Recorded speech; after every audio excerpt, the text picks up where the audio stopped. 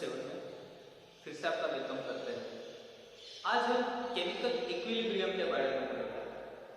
Chemical equilibrium मतलब रासायनिक संतुलन कैसे आता है उसके बारे में हम पढ़ेंगे। ठीक है, तो उसके रिलेटेड एक टॉपिक है जिसका नाम है क्राइटेरिया फॉर केमिकल इक्विलिब्रियम। क्या है क्राइटेरिया फॉर केमिकल इक्विलिब्रियम? इसका मतलब क्या होगा? तो हमको पता है कि कोई भी अगर रिएक्शन होगा, अगर उसमें हमको इक्विलिब्रियम लाना है यानी कि संतुलन लाना है, तो क्या होगा? तो हमको पता है कि रिएक्टेंट होगा और प्रोडक्ट होगा, इन दोनों के बीच में अगर ये साइन होगी तो ये इक्विलिब्रियम की साइन है। इसका मतलब क्या हुआ कि रिएक्टेंट और प्रोडक्ट दोनों की जो अमाउंट है वो कैसी है? सेम है। लेकिन इस केस में हमको in terms of thermodynamics discuss करना है कि अगर स्टेट फंक्शन है हमारे, जैसे कि एंट्रोपी है, एंथैल्पी है, वर्क फंक्शन है, गिब्स फ्री एनर्जी है, इंटरनल एनर्जी है, वो अगर चेंज होगा तो ऐसी कौन सी कंडीशन है जिससे आपका जो सिस्टम है, आपकी जो प्रोसेस है वो इक्विलिब्रियम में आएगी। ठीक है, आपकी सिस्टम है वो संतुलन में आएगी, तो वो हमको चर्चा करनी है। तो इससे क्वेश्चन कैसे पूछा जाता है? तो क्वेश्चन कुछ ऐसे पूछा जाता है कि discuss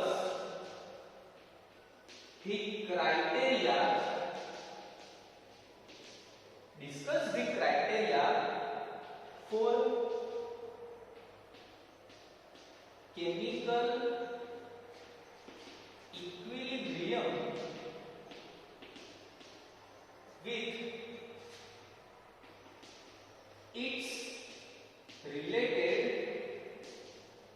with its related thermodynamic functions। अब आपकी जो बुक है, जो आप एकता प्रकाशन में, आप एकता प्रकाशन को अगर फॉलो करते हो तो उसमें जो क्राइटेरिया दिए हुए हैं वो डायरेक्टली दिए हुए हैं। ठीक है, कि जैसे कि criteria in terms of internal energy है तो कुछ ऐसा डायरेक्टली दे दिया गया है। ठीक है, लेकिन ये कहां से आया वो तो हमको पता होना चाहिए। ठीक है, तो मैं यहाँ पे जो अभी लिखता हूँ वो आप लिख लेना, तभी आपको ये समझ आएगा, बाकी आपको समझ नहीं आएगा। तो हम शुरुआत करते हैं, पहले बेसिक से शुरुआत करते हैं। तो होगा क्या कि हमने नेट एंट्रोपी कैलकुलेट की। क्या कैलकुलेट किया था? नेट एंट्रोपी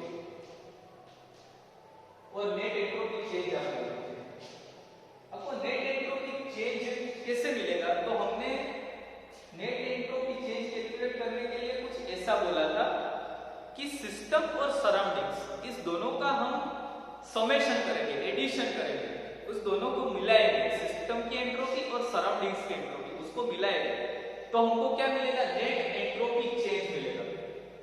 क्या मिलेगा? नेट एंट्रोपी चेंज मिलेगा। अगर ये नेट एंट्रोपी चेंज हमने जो समेशन किया सिस्टम की एंट्रोपी और सराउंडिंग्स की एंट्रोपी, उसका जो आंसर आया वो पॉजिटिव आएगा। जैसे कि जो आंसर है हमारी जो नेट एंट्रोपी चेंज आ रही है वो पॉजिटिव आ रही है, तो इसका मतलब क्या हुआ कि अगर नेट एंट्रोपी चेंज पॉजिटिव आ रही है तो आपकी जो प्रोसेस होगी वो कैसी होगी? इरिवर्सिबल होगी। आपकी जो प्रोसेस होगी वो कैसी होगी? इरिवर्सिबल प्रोसेस होगी। यानी कि क्या होगी? इरिवर्सिबल का दूसरा मीनिंग क्या होता है कि आपकी जो प्रोसेस होगी वो स्पॉन्टेनियस होगी। आपकी जो प्रोसेस होगी वो स्पॉन्टेनियस होगी, और स्पॉन्टेनियस प्रोसेस होगी मतलब वो प्रोसेस कैसी होगी? वो प्रोसेस जो होगी वो थर्मोडायनेमिकली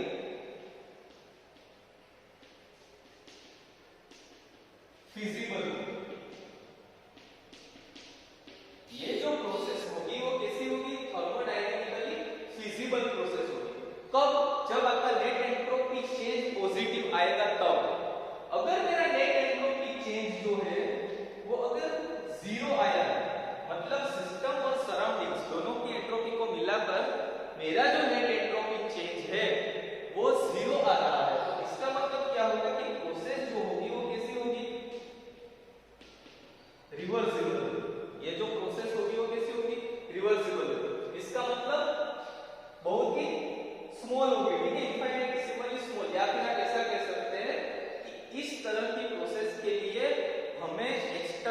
फोर्स की जरूरत पड़ेगी। ठीक है, यह हमने पढ़ लिया है। ठीक है, अब हम बात करते हैं केमिकल इक्विलिब्रियम के क्राइटेरिया यहाँ पे।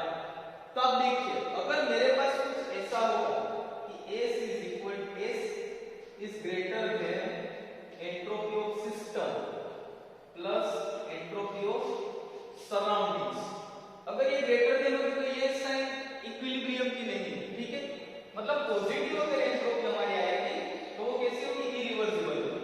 मतलब इसका मतलब क्या हुआ कि अगर हमारे पास इरिवर्सिबल प्रोसेस होगी तो इक्विलिब्रियम एस्टैब्लिश नहीं होगा, इक्विलिब्रियम एस्टैब्लिश नहीं होगा, लेकिन रिवर्सिबल प्रोसेस हो तो यहाँ पे क्या होता है, जीरो। मतलब क्या होगा, S is equal to entropy of system plus entropy of surroundings.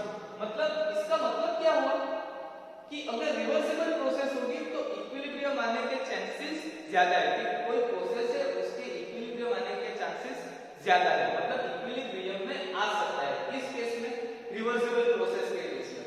ठीक है, अब हम बात करते हैं क्राइटेरिया की।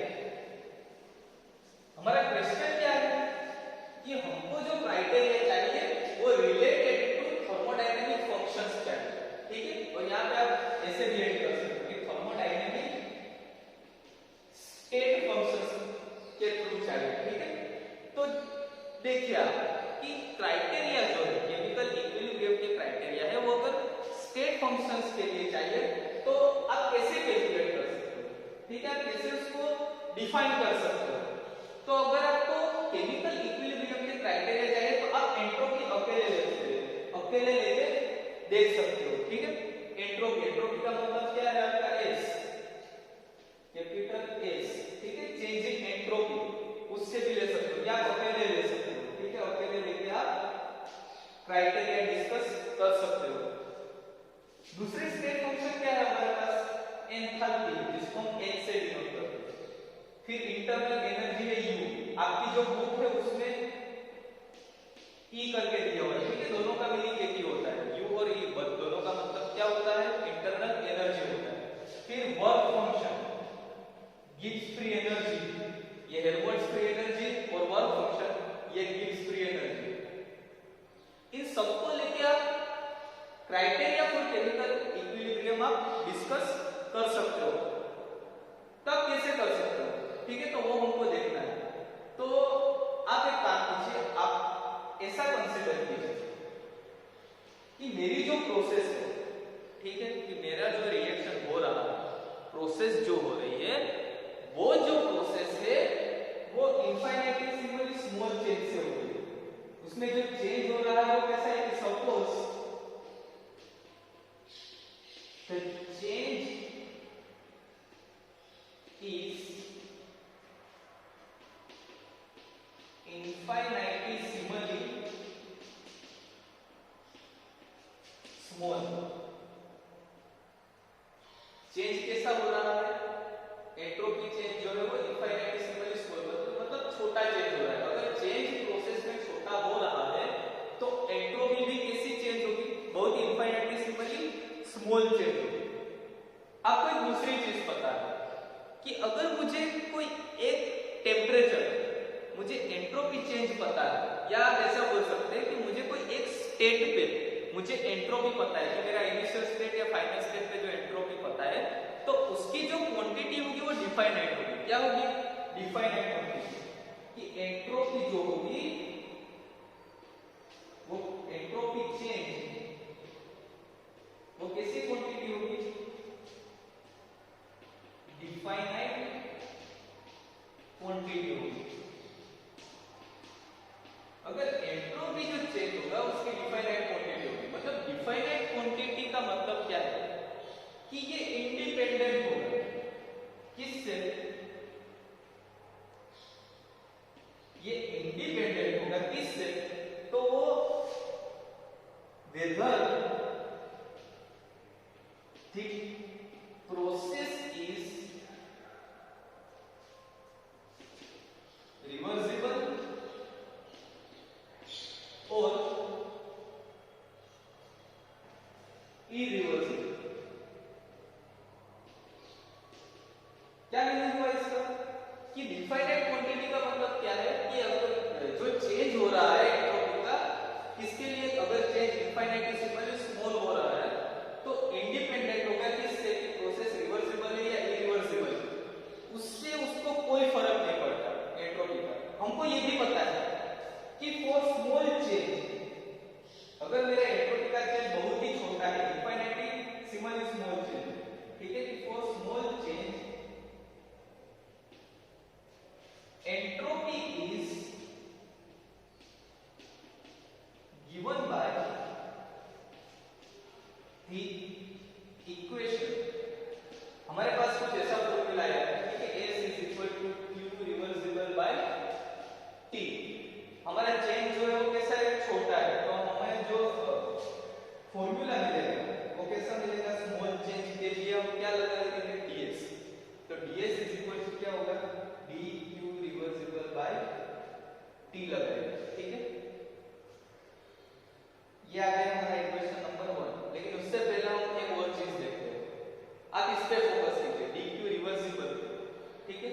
हमने free energy change with temperature and pressure में पढ़ा, ठीक है। हम तीसरे या चौथे लेक्चर में ये डिस्कस कर चुके हैं कि dq जो होगा, कि dq जो है वो किसके जितना होगा, du plus p into dv के जितना होगा। मतलब change, small change in internal energy और स्मॉल चेंज इन वॉल्यूम, ये कैपिटल है, ठीक है, स्मॉल चेंज इन वॉल्यूम के जितना होगा। तो आप ये वैल्यू यहां पे सब्स्टिट्यूट करोगे तो आपके पास क्या है कि du plus p into dv by t, ये आ गया आपका इक्वेशन नंबर 1, ठीक है। अब ये जो फॉर्मूला है du plus p into dv जो है आपका, ये जो फॉर्मूला है वो किसके लिए लागू होता है, कि अगर स्मॉल चेंज होगा, मतलब आप क्या लिख सकते हैं कि applicable for small change, small change के लिए अप्लाई होगा। यानी कि स्मॉल चेंज का मतलब क्या है कि एक्सपांशन ऑफ आइडियल गैस अगर होगा, वो भी कैसा, बहुत ही धीरे, एक्सपांशन ऑफ आइडियल गैस, ठीक है। ये फॉर्मूला किसके लिए अवेलेबल है, कि बहुत ही चेंज अगर बहुत ही छोटा, इनफाइनाइटेसिमली स्मॉल है, प्रोसेस रिवर्सिबल और एक्सपांशन ऑफ आइडियल गैस हो रहा है, तभी ये लागू होगा, ठीक है। ये हमने बात की रिवर्सिबल प्रोसेस की, ठीक है। अब इरिवर्सिबल प्रोसेस में क्या होगा वो हमको देखना है, ठीक है। तो इरिवर्सिबल प्रोसेस में हमको पता है कि हमको कोई एक्सटर्नल फोर्स की जरूरत नहीं पड़ेगी, ठीक है, एक्सटर्नल फोर्स की जरूरत नहीं पड़ेगी। मतलब इरिवर्सिबल प्रोसेस में क्या होगा कि प्रोसेस जो है अपने आप होगी, कैसे, तो हमने ये पहले ही डिस्कस किया कि हमारे पास सपोज कि एक कंटेनर है, उस कंटेनर में आइडियल गैस भरा हुआ और ऊपर एक पिस्टन फिट किया हुआ, ठीक है। तो ये जो पिस्टन है वो गैस की वजह से क्या होगा, ऊपर जाएगा, अपने आप ऊपर जाएगा, लेकिन कब, जब वो वैक्यूम में नहीं होगा, ये पूरी सिस्टम वैक्यूम में नहीं होगी तब, ठीक है। तो मतलब इरिवर्सिबल प्रोसेस में क्या हुआ कि हमको जो हीट चाहिए, बाहर से जो हीट चाहिए वो हमको बहुत ही कम चाहिए, ठीक है। मतलब आप ऐसा लिख सकते हैं कि for the small change, for the small change in irreversible process, for this small change in irreversible process, the heat absorbed required is less than compared to reversible, ठीक है। रिवर्सिबल में क्या चाहिए, हमको बाहर से हीट चाहिए, हमको बाहर से अगर हीट चाहिए तभी तो प्रोसेस होगी रिवर्सिबल। इरिवर्सिबल में क्या होगी, अपने आप होगी। तो इसके लिए इरिवर्सिबल के लिए जो हमको हीट चाहिए, हीट एब्सॉर्ब जो चाहिए वो कैसी होगी, बहुत ही कम होगी, कंपेरेबल टू रिवर्सिबल प्रोसेस। मतलब आप ऐसा लिख सकते हैं कि dq एक इरिवर्सिबल प्रोसेस, ठीक है। ये जो dq हमको चाहिए वो मतलब जो चेंज होगा, में जो चेंज होगा वो इरिवर्सिबल प्रोसेस में जो है वो रिवर्सिबल प्रोसेस से कैसा होगा, हमको बहुत ही कम चाहिए, ठीक है। ये चीज हमको पता चली। अब हमने देखा प्रीवियसली कि एंट्रोपी जो है, एंट्रोपी चेंज जो है वो किसी डिफाइनाइट क्वांटिटी, मतलब क्या होगा कि एंट्रोपी का रिवर्सिबल और रिवर्सिबल प्रोसेस से कोई लेना देना नहीं है। इसका मतलब क्या हुआ कि एंट्रोपी चेंज जो है वो कैसा होगा, वो सेम होगा, रिवर्सिबल प्रोसेस होगी या इरिवर्सिबल प्रोसेस होगी। इसका मतलब क्या हुआ कि ds is equal to dq reversible by t, जो फॉर्मूला है हमारा वो दोनों में लागू होगा, ठीक है। वो क्या होगा, दोनों में लागू होगा। तो अब हम ये जो सब हमने डिस्कशन किया उससे हम ये लिख सकते हैं कि जो TDS होगा कहां से आया, ये हमने तो यहां पे लिखा था ds is equal to dq reversible by t, जो लिखा था, ठीक है, उससे आया, ठीक है। TDS आया, वो किसके जितना होगा, तो वो बराबर नहीं होगा dq रिवर्सिबल के जितना। वो कैसा होगा कि एंट्रोपी चेंज जो होगा वो dq रिवर्सिबल से कैसा होगा, काफी ज्यादा होगा, ठीक है। किसके लिए, इरिवर्सिबल प्रोसेस के लिए, इरिवर्सिबल प्रोसेस के लिए, ठीक है। आपको अंडरस्टैंडिंग के लिए मैं यहां से dq लिख देता हूं। dq जो है वो TDS जो एंट्रोपी चेंज है उससे कैसा होगा, बहुत ही छोटा होगा। इसका मतलब ये वो कैसे आया कि देखिए आप जो हीट एब्सॉर्प्शन है वो बहुत ही कम है, मतलब इसकी वैल्यू बहुत ही छोटी है, लेकिन एंट्रोपी चेंज रिवर्सिबल और इरिवर्सिबल दोनों में कैसा है, इक्वल। तो इक्वल है तो एंट्रोपी चेंज तो हो ही रहा है, लेकिन dq बहुत ही कम है, तो इसके लिए ds क्या होगा, इससे dq से कैसा हो गया, बड़ा हो गया, इसलिए हम क्या लिखते हैं यहाँ पे dq रिवर्सिबल। अब इससे हमें पता क्या चला कि हमको ये पता है कि dq इज इक्वल टू क्या होगा हमारे पास, du plus p into dv, ठीक है। अब हम इसको एंट्रोपी के साथ कंपेयर करेंगे, तो एंट्रोपी के साथ कंपेयर करने पे क्या मिलेगा कि TDS, ठीक है, TDS इज ग्रेटर देन, अगर TDS जो है वो du प्लस pdv, ऐसा होगा कि जो एंट्रोपी चेंज की वैल्यू है वो du प्लस pdv से ज्यादा होगी, तो इसका मतलब क्या होगा कि जो प्रोसेस होगा वो कैसा होगा, इरिवर्सिबल, यानी कि स्पॉन्टेनियस होगा, कैसा होगा,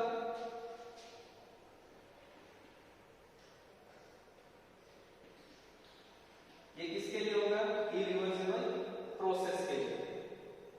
अगर मेरा जो TDS है वो इक्वल होगा du प्लस pdv से, du प्लस pdv से मेरा TDS जो है वो इक्वल होगा, तो क्या होगा, रिवर्सिबल प्रोसेस।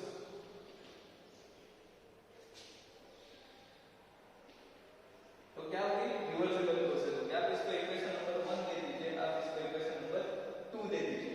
अब इसको मुझे कंबाइन में लिखना होगा, मुझे कंबाइन में लिखना हो तो क्या लिख सकते हैं कि TDS इज ग्रेटर देन और equal to du plus pdv, ये आपको याद रखना है, इससे हम क्राइटेरिया डिसाइड करेंगे कि TDS इज ग्रेटर देन और equal to du plus pdv। उसमें ये जो ग्रेटर देन की जो साइन है, ठीक है, ग्रेटर देन की जो साइन है वो क्या बता रहा है कि वो बता रहा है कि प्रोसेस कैसी है, इरिवर्सिबल, प्रोसेस कैसी है, इरिवर्सिबल।